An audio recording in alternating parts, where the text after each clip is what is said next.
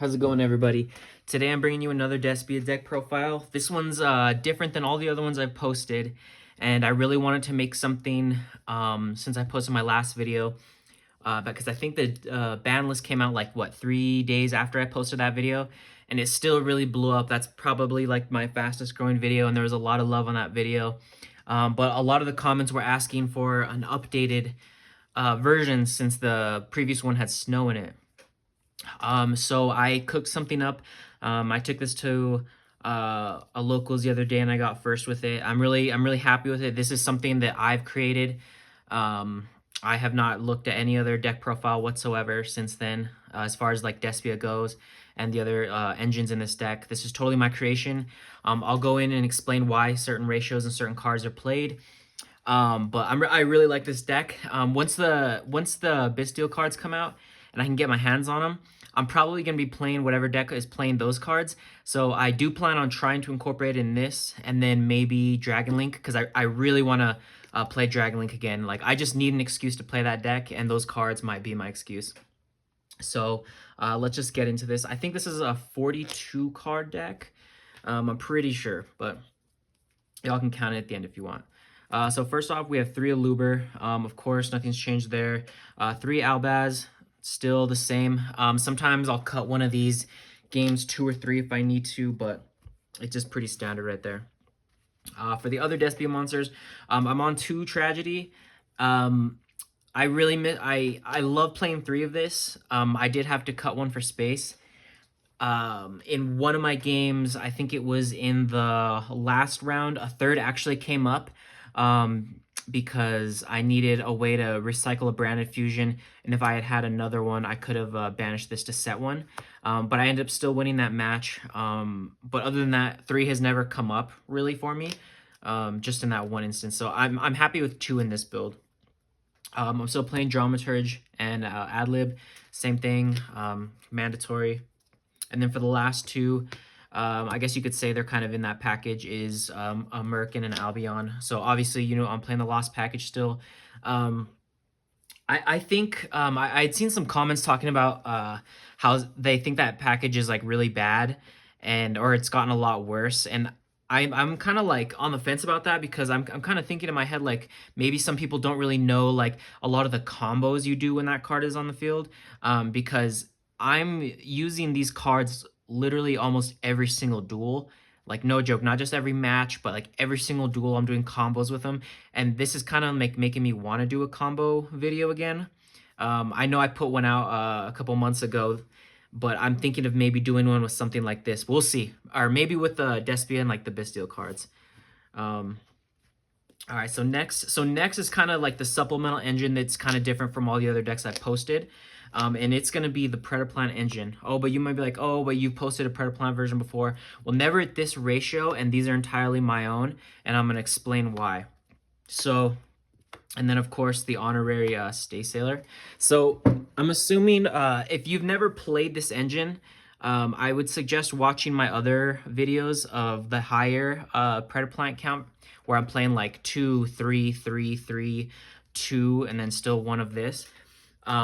Once you kind of like get familiar with how that engine works, then this is more understandable. Every single one of these comes up, and I can't see myself cutting a single one of these. With how I built this deck, so here's the thing. So Mystic Mind's obviously still a thing, and in my last build, I was playing the 1 Harpies as an out. This engine offers many things, including different ways to combo, different ways to get your play started, and it lets you play a trap card that also acts as a Mystic Mind out, while also acting as a disruption and a way to get follow-up. So you get to take advantage of the broken trap that this archetype plays, and that's won me literally countless matches. And another big thing is this card right here. This is now your light substitute for Snow. Now you have a card that searches you a poly, it searches you an extender, it searches you a poly, it searches you technically, it can get you to any spell in the game through this, or any fusion spell in your deck, excuse me. So this is now your light target that you send. You could, if you didn't want to play this version, which is totally up to you. If you don't want to like learn the cards, that's fine. Just play like nibs or something. But this is like the perfect substitute, and this engine offers you just so much. I think this is the mandatory ratio of these. And even though you're playing one, like I had drawn this a couple times, it doesn't really matter because you're not always going the route where you're summoning Cobra, but you're always in some shape or form using these cards. So like I said, if the demand is there and you all want me to make a combo video with this version of the deck, pre Bestial cards and with this engine, let me know. I'd be more than happy to, because I've been playing these for so long, and I know this deck like the back of my hand. So next, the last three monsters are 3 Crow. In this, I don't really need to play more hand traps. The only hand trap you really need is DD Crow, in my opinion. That's the only hand trap that really does anything against the decks that you care about, basically. So that's the only one I'm playing. Yeah, this deck still has a disgusting matchup against every deck, so you really don't need more. 3 Branded Fusion, obviously, and then 3 Opening. This never changes. Next we have 2 red. I think that was the same from my last video. That doesn't need any explaining. 3 allure. We're still in the allure. I like drawing the cards. I like drawing my side deck cards. I like doing stuff like that. All the Predaplant cards that you added are also dark, so you're chilling. Your consistency, if anything, just went up playing, continuing to play this. So I really like allure. I just really like digging through the deck and fishing for my side deck cards. 3 Super Poly. This is basically your other, hand trap or going second card. It's even more broken in this deck now with the Predaplant cards because it's now searchable. For some 1-ofs, 1 lost, obviously, Instant Fusion, Foolish, and Call By. So I never really played Foolish in Despia because it's not really needed. But in this version, this offers so much more. This is because you can Foolish either Stay Sailor, Biblisp, or anything like that. It now extends your plays so much. So Foolish Burial now seems mandatory to me. There are times where I might side it out just because I need to side out 1 more card for space, but this card's cracked. Instant Fusion is played now for several reasons. When we get to the extra deck, I'll show you. And then still lost in Call By because, they're just incredible cards. So those are the broken 1-ofs. And then, so for the traps, I'm actually playing 3. So obviously we're still playing Sword. This card's broken. Like I refuse to, accept any other way of putting that card other than broken. Banishment's disgusting, especially against tier elements. And then Planning, which is one of the main reasons we play the Predaplant cards. This is the Mystic Mine out, and this is also a disruption while also being follow-up. This card's insane. If usually if a card has 3+ effects or something, it's broken. This is a classic example. I love this card to death. If you know how to use this card, you're never losing to Mystic Mine, and that's one of the cool reasons you play this deck. Post Banlist. So yeah, this card, read this card, learn this card, learn how the Predaplant cards work, and you'll understand why this card's insane. But that's it for the main deck. So let's get into the extra real quick. So the extra is pretty standard up until the end. So obviously the main ones are gonna be 2 Mirror Jade. I did have to cut an Albion, and I'll kind of explain why. I've always played 3 of this card, and I always say you play 3. This tournament was like my first test playing 2. I did have to learn to play a little more conservatively, and I was able to pull it off. There was never a time where I absolutely needed a 3rd, but it does make you prioritize your Lubellion a lot more. And by the way, I'm playing 1 of this, so you definitely have to be very smart about your resources and stuff like that. I made it work, but if you're still kind of getting comfortable with, managing your Albions and Lubellions, you can up the count. But at that point, I would recommend taking out the Predaplant engine, or at least I can give some ideas on maybe some substitute cards you could take out. So I'll put this right here. Next, what we have, I'm playing Double Masquerade still. You could cut this to 1 if you wanted. I like Double Masquerade because it really comes up for me, especially with time rules and stuff like that. You could cut 1 of these. I wouldn't be opposed to that. It's definitely an option. 1 Quietus still, cards broken. If you know how to use this card, you're probably really good at the deck. And then I am playing 2 Dragostapelia. So this has always been 1. But I upped it to 2 because I found myself when I was testing and making this deck after the ban list, or literally I think the night that the ban list dropped, I realize there are a lot of situations now with the Predaplant cards, just like in the more pure Predaplant decks that I played, where you have the option to fuse again, and there's nothing else I'm making or nothing else that I could make other than another Dragos Depalia. So if I in my combos when I'm ending one on my end board, later on I needed something else to make, and I had the second one. So it came up a couple times for me. I definitely want to keep this at 2. So if I decide to add another Albion, I may consider cutting a Masquerade. So for the last one ofs, Mud Dragon, and then of course Garura. I feel like Mud Dragon's a mandatory Super Poly target. I really wish I didn't have to play this card, but I think you do. I think it is mandatory. Unfortunately, I am playing one Guardian Chimera. So this is a change that I've made. I've never played one Chimera in my extra deck before. I've always played 2. So the reason behind that is because I needed another card to cut. But with this version of the deck, as you noticed, the big change from my last build is I'm not playing the Fright for cards and stuff like that. So you're not making Guardian Chimera as much as you're used to. So I still summoned it pretty much, almost every single game. But I never wish I had a second one, because the way this deck plays, you don't need the second one unless it's some like weirdly insane grind game. But still, even if that's the case, you play to your deck's strengths and the ways that this deck plays through grind games and stuff like that. So there was a match where this actually got bounced back to my extra deck, and I summoned it again. So I guess technically it came up, but like I said, it's really just a one of. If you're smart about it with this deck, you only need one. If I did play more pure, obviously you play 2 of that.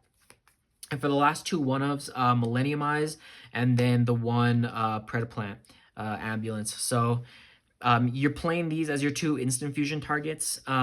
Instant fusion is a broken 1-card combo if you go the Predaplant route. If you've watched my, I think it was one of my Predaplant videos, I added a 1-card combo at the end of it, which shows what instant fusion by itself can get you.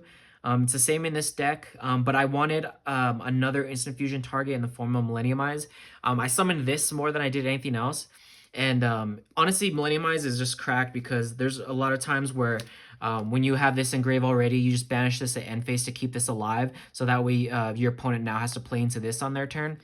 There were a lot of end boards that I just opened, crazy, where I'm ending on Millenniumize, Mirror Jade, perhaps like a Quartus or something like that. Or no, it was Mirror Jade, Dragos Depalia, Millenniumize that I kept alive with opening. I had a set trap, like Mercurier in hand, and I think I had hard drawn like a Branded in red. And there's almost no card that can out that board. I've made boards where I can play through an evenly match, where my opponent could evenly match me through my like 6 disruption board, and then I play through that evenly match with still 4 disruptions left, and my opponent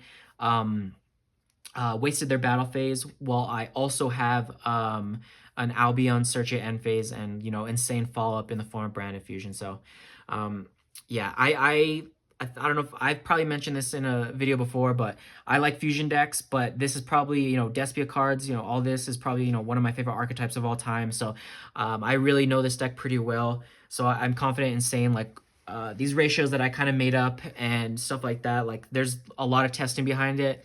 This has been one of the only decks I've been playing just because it's still broken. It didn't get hit, on the ban list, thank God. And I haven't had a reason to really play other cards because this is just, I'm winning with this, and if I can stay winning with it, that's great. So that's the extra deck.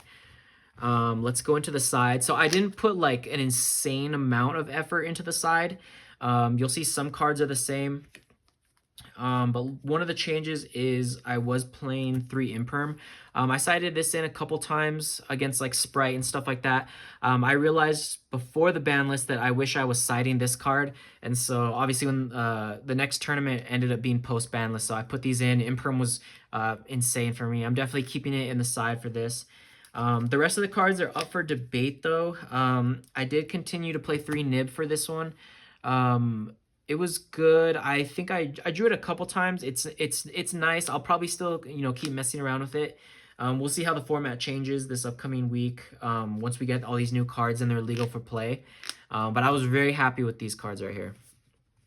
Next, what we have is some of the iffy cards. So I play 3 Cosmic still. I like Cosmic more than Twin. I just want to banish stuff, and I can keep it in going first and second because I don't always want to be pitching cards from my hand necessarily. And for my other kind of like pseudo back row hate cards, I'm still on 3 Eradicated. This might change. I just don't know what I want to put in for this. There are, depending on what locals I go to, there are times where there are decks that are just, you know, like pure Runic Mystic Mine or something else like that, where this card is just insane, and I can still keep it in going second. And like I said, I have a Mystic Mine out already that's searchable in my main deck, so I don't need like Lightning Storms or anything like that. But we'll see. I might take these out for something else. It depends how the, you know, the formats switch depending on what locals I go to. So yeah. We'll see if those end up coming out. And then for the last 3 cards, I didn't get to side these a single time, but I wanted to play something else. It was 3 Summon Limit. I don't know how I feel about this yet because I never had to side it in. One thing that I found that was a little difficult, a little more difficult than usual, was my siding patterns for the deck. So it's very hard to side with this version. Because there are so many crucial pieces. There were actually a lot of times in the tournament where, frankly, I didn't even side a single card. I think I maybe sided like one match, like 2 Nibs just as something, you know, to throw in. And I took out, you know, like a Foolish Burial and like, you know, one other card, maybe an Albaz. But this deck has a very strong matchup inherently just through its main deck that you don't need to do the most and side in like 6 cards. This deck already does a lot, and it's really good against the meta decks. You don't need to do a lot against Tier Elements or Sprite with this. This was just kind of like a cute tech option if like, I don't know, I encountered some weird deck or something like that, but yeah, it's just one of those things. So this will probably change. Maybe I'll play that new quick play spell or something like that. That comes out in the next set and or in the next couple days actually. We'll see. There's gonna be a lot of side deck changes in my decks from now on. Once that set comes out, and frankly, you know, every deck it's gonna be one of the, you know, biggest sets of the year, right? So a lot of things are gonna change. But for right now, I did want to share a list that wasn't using the Bastille cards because at this rate they're probably gonna be like, you know, really expensive. We'll see. Once people start playing them, it's gonna be the most popular thing. Everyone's gonna be on it. So if those end up being pricey, this deck is actually, I mean, this deck has just been getting more budget by the week, honestly. There's, you know, so many reprints of Aluber, and all these cards have a low rarity version that are like cents. So this is not only a very competitive deck, but it just so happens to be very budget. I think, you know, the most expensive things are like Chimeras now and Millenniumized, but you technically don't even need more than 1 Chimera, or you don't even have to play the Millenniumize if you don't want to. So this is what I've been doing good with. If you all want to see the combo video, or basically how to play this version of it, I'd be more than happy to share it. Like I said, this shit's cracked. I love this deck. But I do hope to be playing a new version of this in the coming weeks with the Bastille cards, and my actual goal is to be playing a new version of Dragon Link with the Bastille cards. But once that kind of gets more solved is kind of when I'll post the Dragon Link video, because my OG subscribers know that I've been waiting for a reason to post a Dragon Link video, and I think we're finally approaching the time again where I can. So if you enjoyed this video, leave a like and comment. Thank you all for the love on the last video. I think by the time I'm posting this, it'll be at like 20K views, which is our highest ever. So appreciate that, and I hope you guys learned something from this. And if you want to see the video, like I said, just let me know in the comments, and thank you. Peace.